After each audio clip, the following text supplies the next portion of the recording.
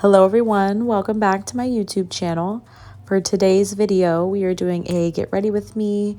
I'm going out to dinner with a girlfriend tonight, so I'm getting full glam, full beat. I'm going to take you guys step by step through this entire tutorial.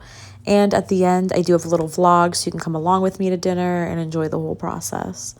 So I'm just starting by priming my eyes and setting it with powder. Then I'm going in with the Jaclyn X Morphe Original Palette and starting off with shade Silk Cream. Taking that on a Morphe M411 brush, blending that in my transition area. Now, when I say transition area, I mean the area between my brow and my lid, taking that back and forth in windshield wiper motions and then little circular motions to further blend that out. I'm then going to go in with just a little bit more of that color and flicking that out towards the brow to further define that shape.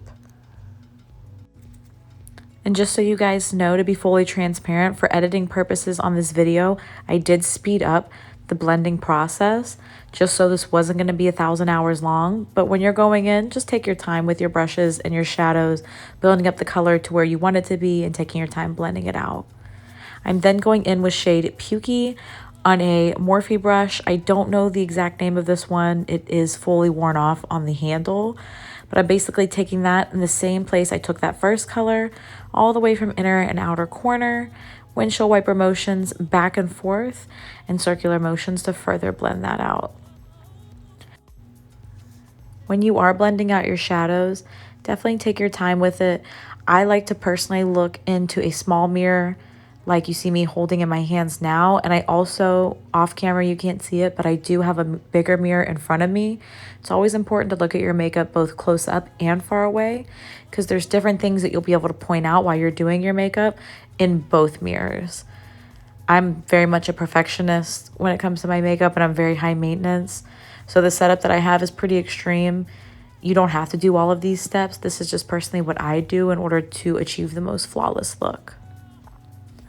So for my next step, I'm going to go in with a Morphe M433 brush and take the shade Buns. And I'm going to begin to tap this in that outer V area. Once I get darker with the shadows, I start to apply them with a patting motion, pack on that color first, and then I'll blend it out. If you go right in with a darker shade and just start swirling around on your eyes, it will get messy very quickly and it will ruin your makeup. So I always say a good rule of thumb is pack and then blend. I'm going to continue and follow the shape that we initially created with the first two shades. The only difference is I'm going to keep this shade tucked lower below the crease and allow the brush to help blend it out. You don't want to take this color through the crease and up, because that's when things start to look messy and it's not very seamless when you're trying to blend the colors together. And a good rule of thumb is the darker the shade, the lower you want to keep it. But there's no rules in makeup, so you can kind of do whatever you want to do. Next, I'm going in with that same brush and taking shade Central Park.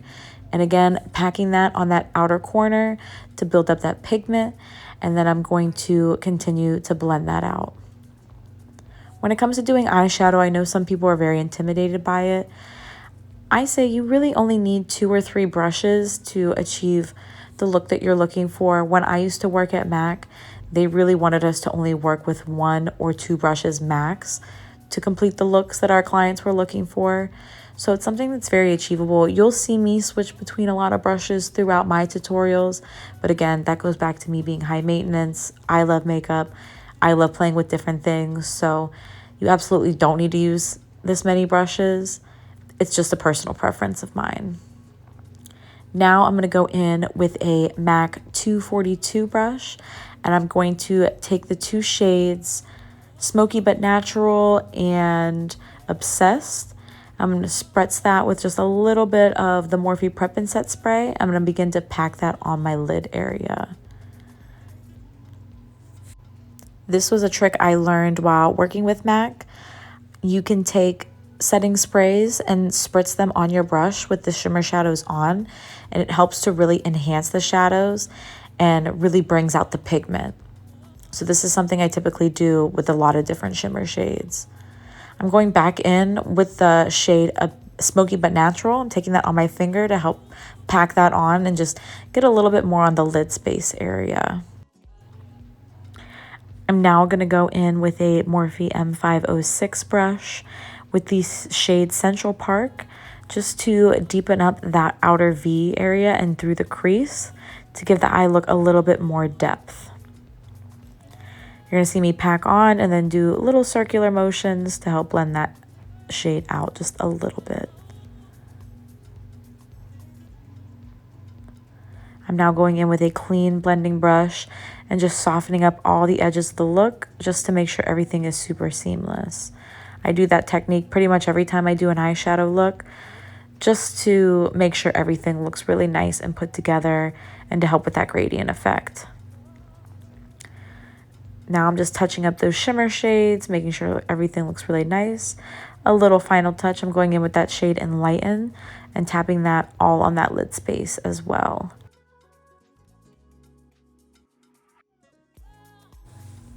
And that pretty much does it for the eyes. I'm not someone that goes in with lashes after I'm done with my eyeshadow. I like to do lashes as a final touch, just because when we start complexion products, powder tends to fall on them. You know, it gets on the eyeshadow itself and kind of dulls the look. So I like to go in with final touches on the eyeshadow at the end and then lastly put lashes on. I'm going in with a little bit of Morphe Prep and Set to refresh the skin. And then I went in with the Dominique Cosmetics Primer, the Blur Moisture Serum. Now I am taking the Morphe Hint Hint Skin Tint in shade Hint of Marshmallow on a Morphe Vegan V108 brush. This is a sheer to medium coverage foundation, but honestly, this has been one of my go-tos for about a year now. My skin is super sensitive when it comes to foundations. I am oily combination dry skin, so it's very hard for me to find something that works pretty much all the time, and this one is one of them. I'm a little broken out right now, so you can see it's not fully covering all the imperfections on my skin, but it does a really good job of evening out the skin tone. And with the concealer that I use, it's a little bit more coverage, so it helps to further correct those imperfections. This is my first time working with this brush. I've heard a lot of good things about the Morphe Vegan line, so I really wanted to get my hands on one of them. I actually ordered the wrong brush. I believe this is just the bronzer cream contour brush. I meant to get the actual foundation brush, but I bought the wrong one. But this one works really, really nice. I love how soft the bristles are. It blended everything out really nicely and actually added some extra coverage, which was really nice. Super soft on the skin. It didn't pull on any of my dry patches. It didn't break up anything underneath. It was really, really nice and a smooth application. I then went in with a Morphe sponge to further blend in the foundation into my skin and making sure everything is really nice and seamless. Keep in mind, while you are using sponges to go over your foundation, or when you're using a sponge to apply foundation in general, it will soak up extra product. That's the purpose of having a damp sponge. So as you can tell on the cheek and chin area, it did soak up a little bit more product. But when I go in with concealer later, it's going to add more coverage and it's going to help make sure everything isn't cakey, but just lays really nice. I'm now taking the Fenty Cream Bronzer in shade Butta Biscuit on a Morphe M449 brush. I'm going to take this in all the places that I'm going to bronze / contour. So I start with the cheekbone area. I follow right from the tip of my ear, and that's my guide point down, and then I blend everything upwards.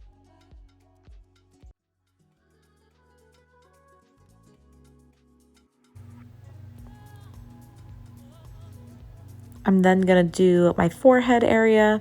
Like I said in my first video, make sure you're blending that cream bronzer into your hairline in case you do decide to pull your hair up throughout the evening, or if you're doing an updo, you don't see a harsh line between where your bronzer is on your forehead and where your hairline starts. Then I'm going to take it in the jaw area, right below the jaw and down the neck. When I'm doing contour on my face, I'm using patting motions. When I do it on my jawline, I will be doing swiping motions just to make sure that it is blended down the neck. And again, like I did in my first video, I'm taking that Morphe brush and that same cream bronzer and contouring my nose. I take it through the front of the brow and I blend it in. And then I'm going to take it directly down my nose. I find that blending it through the brow before I have brows on really ties the whole look together at the end. So it's one of my steps that I never ever skip when I do my makeup. Then I go in with the Rare Beauty blush in the shade Happy. And I'm going to take that in the same direction as I did my cheek contour. And I will blend that into my contour as well. This is such a beautiful, like, light pink shade. These blushes are so pigmented and they blend like a dream. There is a such thing as too much. So like you see me doing now, I have it on my hand and then I pick it up on my sponge and add it to my cheek as needed. I'm now going in with the Dominique Cosmetics Concealer in shade Almond Milk. I'm going to take that in all the places that I like to conceal, under my eyes, out towards the tail of the brow. I'm then going to do the bridge of my nose, the Cupid's bow, chin, and the center of my forehead as well.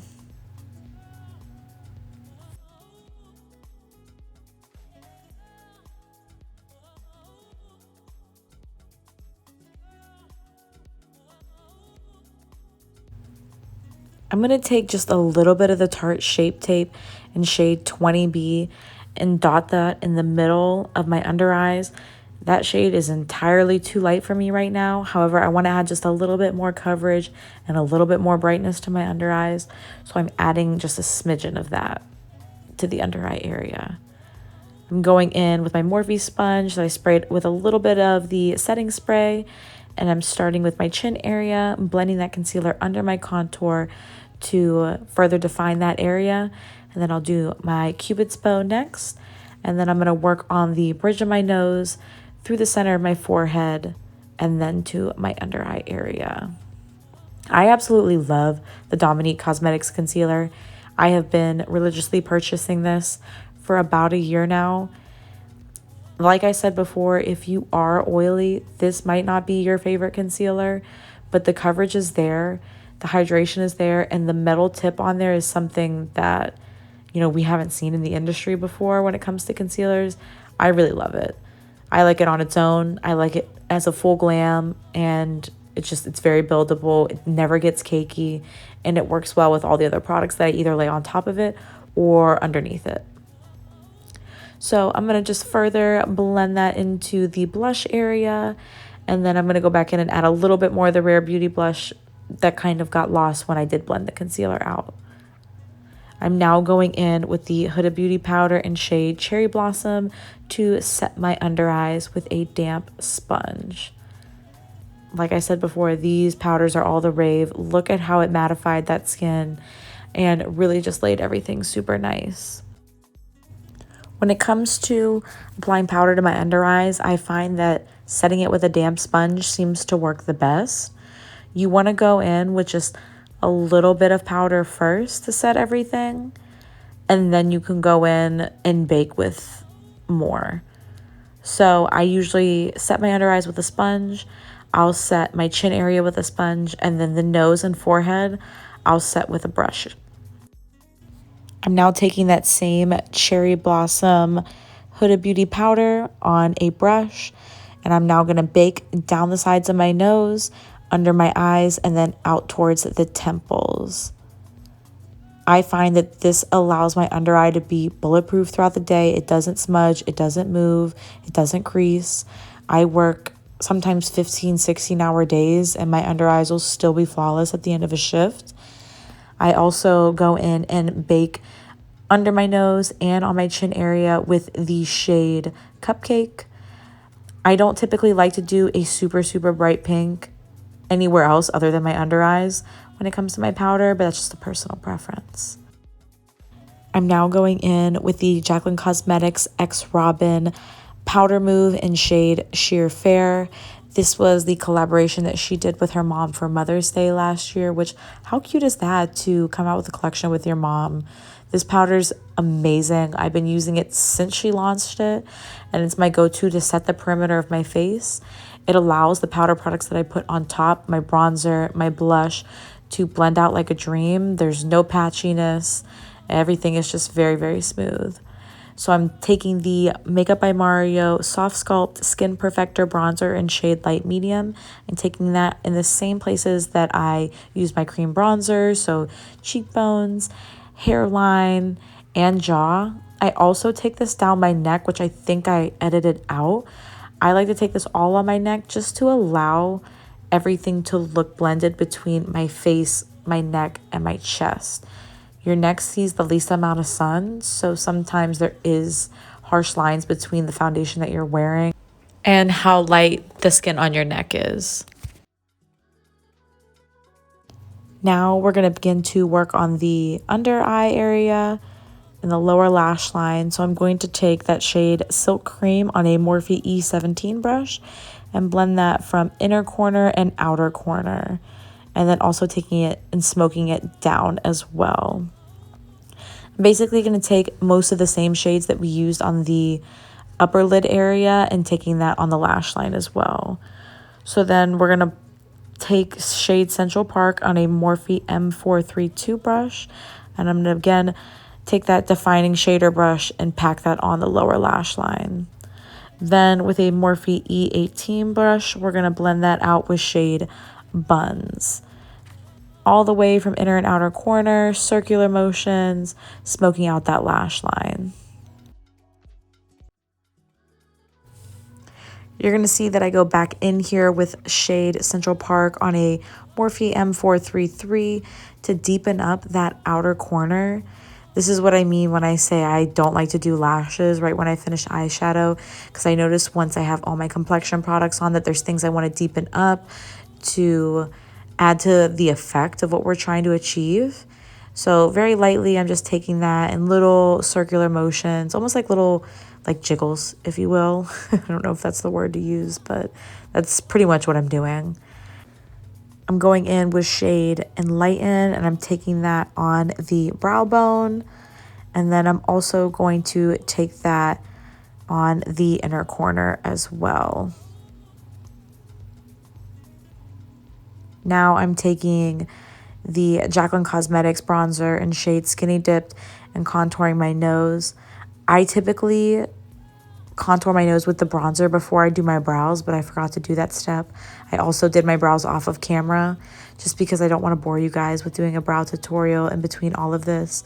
If that's something you want to see, I can definitely film a separate, smaller tutorial on how to do brows, but that's something we can do if you guys want. I'm taking the Kylie Cosmetics blush in shade Winter Kiss on a JH06 brush. And I'm using that to wipe away the bake, as well as just flicking that into the temple area. This is one of my favorite blushes of all time. It's a really nice cool tone pink. And I use this 85% of the time I do my makeup. Now I'm going in with the Jaclyn Cosmetics Luminous Powder in shade Brighten Up. And I'm taking that on my under eye area and sweeping that down and out and also through the blush. It really just adds luminosity to the under eyes. I also use that to wipe away the bake under my nose and on my chin area. I love the finish that this powder gives. It's very dewy, luminous. It definitely brightens up and does what it says it's supposed to do. I'm going back in again with those two shimmer shades, Obsessed and Smoky But Natural. Just packing those back on. Then wiping away the bake. And going in lastly with the Morphe Prep and Set Spray to lock everything in. While I have glue on my lashes, I am going ahead and putting brow gel to lock all the hairs into place. And I just use the e.l.f. brow gel. I've been using this for like 6 years. I believe it's like $4 at any local drugstore. It works for me. I haven't really got on the train of the ABH like $20 brow gel yet. I might try it in the future, but we'll see. Now using MAC Soft and Gentle, an oldie but a goodie, to highlight my cheekbones, the bridge of my nose, and the Cupid's bow. All of the OG MAC fans out there remember this highlight. This has been a staple in the kits for years. Now I'm taking the Kiss Bombshell Lashes. Since this is a fresh pair, you saw me go and kind of like wiggle it back and forth. Since they sit in the packs for so long, they don't really have the same shape that they should to fit an eye. So I kind of like to warm them up, if you will, to make it really easy to put it on the lash line when I'm ready to apply. I use tweezers to apply, and as you can see, I'm looking down in my mirror. I had a hard time filming this just so you guys could see everything, but I essentially have a mirror down in front of me and I twist it up and I'm looking down. Then I'm going in with a little bit of mascara after, just to blend the lashes together. Also, if you do want a lash tutorial, I'd be more than happy to do that. That was my most requested thing from clients when working at MAC, was how to apply false lashes. I have 2 really good tricks to help you. So if that's something you want to see, let me know. Maybe I could film a quick reel on Instagram instead of doing a whole YouTube video on that. So just let me know. We are now moving on to the last step in makeup, our lips. I'm going in with the MAC Prep and Prime Lip. You guys, this has been a staple product in my collection for years. Since I started working at MAC back in 2018 to now, this is my #1 product in my kit. It allows you to prime your lips, so whatever liner you're using will glide on so nicely. And let's say you have a really, really drying liquid lip, you're able to apply this product on top of that liquid lip to smooth it out and to help buff out if it is too dry. So after that, I go in with a Vixen Cosmetics liner. You guys, they don't have a name on it, and I believe this was a gift sent to me, so I don't remember the shade name of it.